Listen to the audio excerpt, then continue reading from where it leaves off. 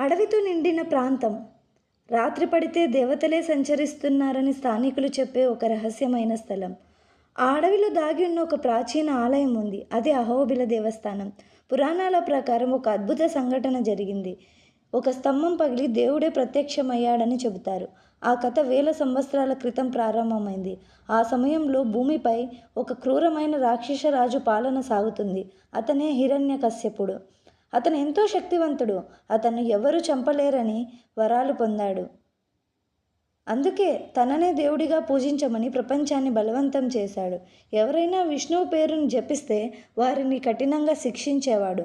కానీ అతని కుమారుడు మాత్రం భిన్నంగా ఉన్నాడు. అతనే ప్రహ్లాదుడు. చిన్న వయసులోనే అతను గొప్ప భక్తుడయ్యాడు. అతను ఎప్పుడూ విష్ణువు పేరే జపించేవాడు. అది చూసి హిరణ్యకశ్యపుడు కోపంతో మండిపోయాడు. తన మాట వినని తన కుమారుణ్ణి శిక్షించాలని నిర్ణయించాడు. అతన్ని విషం ఇప్పించాడు.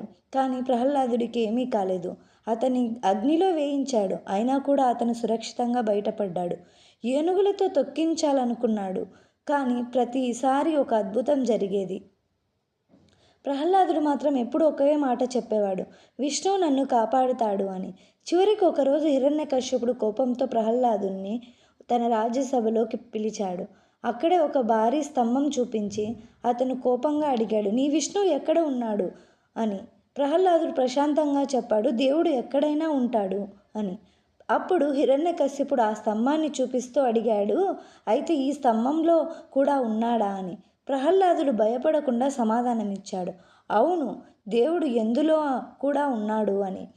ఆ మాట వినగానే హిరణ్యకశ్యపుడికి కోపంతో తన ఖడ్గంతో ఆ స్తంభాన్ని కొట్టాడు. అప్పుడు ఒక్కసారిగా ఒక భారీ స్తంభం విరిగిపోయింది. ఆ స్తంభం పగిలిపోయి అందులో నుంచి ఒక అద్భుతమైన రూపం బయటకు వచ్చింది. అది మనిషి కాదు, జంతువు కూడా కాదు, అది నరసింహస్వామి. అరమనిషి అరసింహ రూపంలో ఉన్న ఉగ్ర రూపం. ఆయన కళ్ళల్లో అగ్ని లాంటి ప్రకాశం ఉంది. ఆయన గర్జనతో రాజ్యసభ మొత్తం కంపించింది. ఆ సమయంలో సాయంత్రం అయ్యింది. అది పగలు కాదు, రాత్రి కూడా కాదు. నరసింహస్వామి హిరణ్యకశ్యపుణ్ణి పట్టుకొని ఇంటి గడపపై కూర్చున్నాడు. అది ఇంటి లోపల కాదు, బయట కూడా కాదు. తన గోళ్లతో హిరణ్యకశ్యపుణ్ణి సంహరించాడు. ఇలా విష్ణువు తన భక్తుడైన ప్రహ్లాదుని కాపాడాడు. పురాణాల ప్రకారం ఈ సంఘటన జరిగిన పవిత్ర స్థలమే అహోబిలం. ఆ ప్రాంతం ఇప్పుడు నల్లమల అడవుల మధ్యలో ఉంది. ఇది నంద్యాల జిల్లాలో ఉంది. ఇక్కడ ప్రత్యేక విషయం ఉంది. అహోబిలం నరసింహస్వామి ఆలయాలు ఉన్నాయి. అంటే నరసింహుడు 9 విభిన్న రూపాల్లో పూజించే ఆలయాలు. ఈ ఆలయాలు కొండలు, గుహలు, అడవుల్లో విస్తరించి ఉంటాయి. ఇక్కడికి రావాలంటే కొంతకాలం అడవిలో ట్రెక్కింగ్ చేయాలి. అయినా కూడా ప్రతి సంవత్సరం వేలాది మంది భక్తులు ఇక్కడికి వస్తారు.